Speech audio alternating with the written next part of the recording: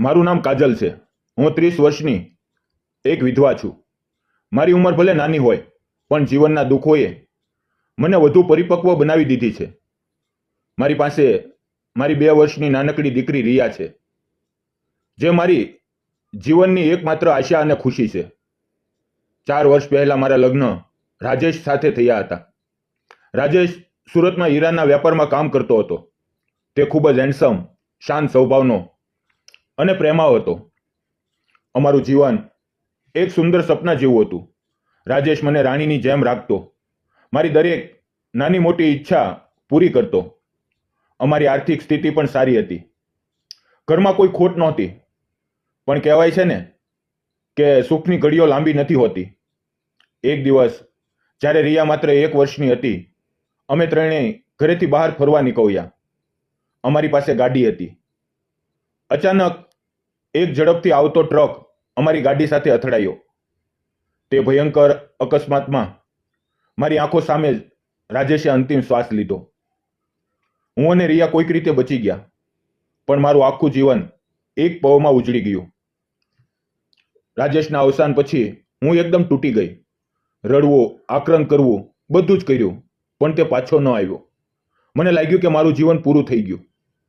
પણ મારી ગોદમાં રિયા હતી, જેના માટે મારે જીવવું હતું. જો હું હિંમત હારી જાઉં તો મારી દીકરીનું શું થશે? આ વિચારે મને રોકી લીધી. રાજેશના માતા પિતા અગાઉ જ ગુજરી ગયા હતા, એટલે ઘરમાં માત્ર હું અને રિયા હતા. ઘરની શાંતિ અને એકલતા ક્યારેક અસહ્ય લાગતી. આર્થિક સ્થિતિ પણ નબળી પડવા લાગી, કારણ કે રાજેશની આવક બંધ થઈ ગઈ હતી. આ બધી વચ્ચે મારા માતા પિતાએ મને ઘણો સહારો આપ્યો. તેમણે મને સલાહ આપી કે હું મારા ઘરની જવાબદારીઓ સંભાળું. અને હું થોડા મહિના માટે માયકે ગઈ.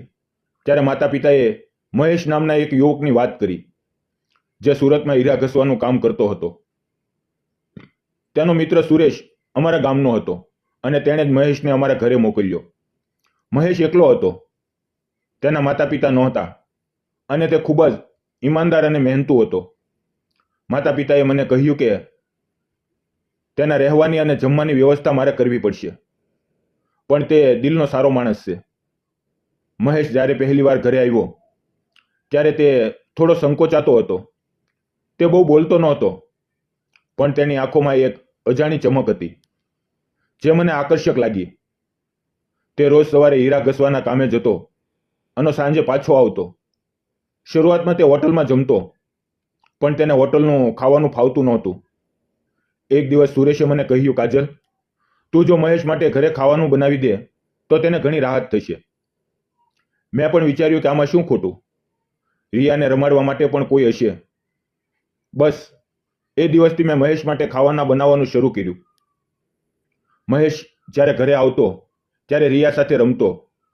રિયા પણ તેની સાથે ખૂબ ખુશ રહેતી. તેની હસતી આંખો અને રિયા સાથેની તેની રમતો જોઈને મારું મન હળવું થતું.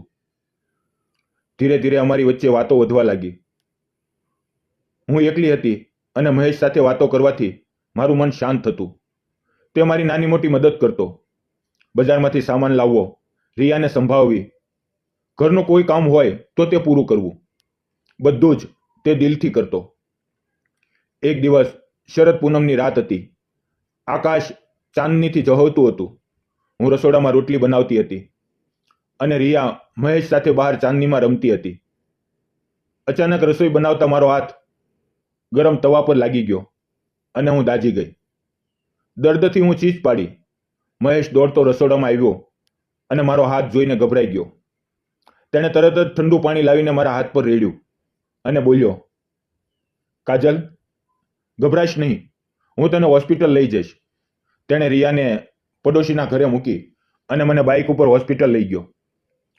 ડોક્ટરે મારા હાથ પર દવા લગાવી અને પટ્ટી બાંધી. તે રાત્રે જ્યારે અમે ઘરે પાછા આવ્યા, મેં મહેશને જોયો. તેની આંખોમાં મારા માટે ચિંતા હતી અને મારા દિલમાં તેના માટે એક અજાણ્યો ખેંચાણ જાગ્યું. શરદ પૂનમની રાતે અમે બંને બેસીને ખાવાનું ખાધું. રિયા સૂઈ ગઈ હતી અને ચાંદનીનો પ્રકાશ ઘરમાં પથરાયેલો હતો. મેં મહેશને કહ્યું, મહેશ, આજે તું ન હોત તો હું શું કરત? તું મારી અને રિયાની ખૂબ કાળજી લે છે. તે હવેથી હસ્યો અને બોલ્યો, કાજલ, આ તો મારી ફરજ છે. તું એકલી છે અને હું તને ક્યારેય એકલી નહીં પડવા દઉં. તેના આ શબ્દોએ મારા દિલને સ્પર્શી લીધું. ધીરે ધીરે અમારી વચ્ચે એક અલગ જ બંધન બંધાવા લાગ્યું. હું મહેશને પસંદ કરવા લાગી હતી. તેની ઈમાનદારી, તેની સાદગી અને રિયા પ્રત્યેનો તેનો પ્રેમ મને ખૂબ ગમતો. મેં હિંમત કરીને તેને પૂછ્યું, મહેશ, તારે હવે લગ્ન નથી કરવા? તે હસીને બોલ્યો, કાજલ, મારી પાસે કંઈ નથી. કોઈ મને પોતાની દીકરી આપે? મેં તરત જ કહ્યું, મહેશ, મને તારું નામ બોલવું ગમે છે. તું મને નામથી જ બોલ. તે થોડો શરમાયો, પછી તેણે મને કાજલ કહીને બોલવાનું શરૂ કર્યું. મેં હિંમત કરીને મહેશનો હાથ પકડ્યો. મારું દિલ ઝડપથી ધડકી રહ્યું હતું. મેં ધીમેથી કહ્યું, મહેશ, તું જ્યારથી આવ્યો છે મારા જીવનમાં ફરીથી ખુશીઓ આવી છે. હું એકલી હતી, પણ તારી સાથે વાતો કરીને મારું મન હળવું થાય છે. હું હવે તારા વગર મારા જીવનની કલ્પના પણ નથી કરી શકતી. શું તું મારી સાથે લગ્ન કરીશ? મહેશ થોડો ચોંકી ગયો. તેણે મારી આંખોમાં જોયું અને બોલ્યો, કાજલ, હું ગરીબ છું. લોકો શું કહેશે? તેઓ વિચારશે કે મેં તારી મજબૂરીનો લાભ લીધો. મેં તેની વાત કાપીને કહ્યું, મને સમાજની પરવા નથી. મારા માટે તારો પ્રેમ અને વિશ્વાસ જ મહત્વનો છે. મહેશની આંખોમાં આંસુ આવી ગયા. અમારો પ્રેમ દિવસે ને દિવસે ગાઢ બનતો ગયો. તે મારી અને રિયાની વધુ કાળજી લેવા લાગ્યો. આખરે અમે નક્કી કર્યું કે અમે લગ્ન કરીશું. પછી અમે મંદિરમાં જઈને લગ્ન કરી લીધા. મારા માતા પિતાને પણ ખૂબ ખુશી થઈ, કારણ કે તેઓ જાણતા હતા કે મહેશ એક સારો માણસ છે. આજે હું, મહેશ અને રિયા એક ખુશહાલ પરિવાર છીએ. મહેશે મને ફરીથી જીવવાનું કારણ આપ્યું અને સમાજને એક સુંદર સંદેશ આપ્યો કે પ્રેમને કોઈ બંધનો નથી. તમને શું લાગે છે, અમે લગ્ન કરીને યોગ્ય કર્યું કે ખોટું?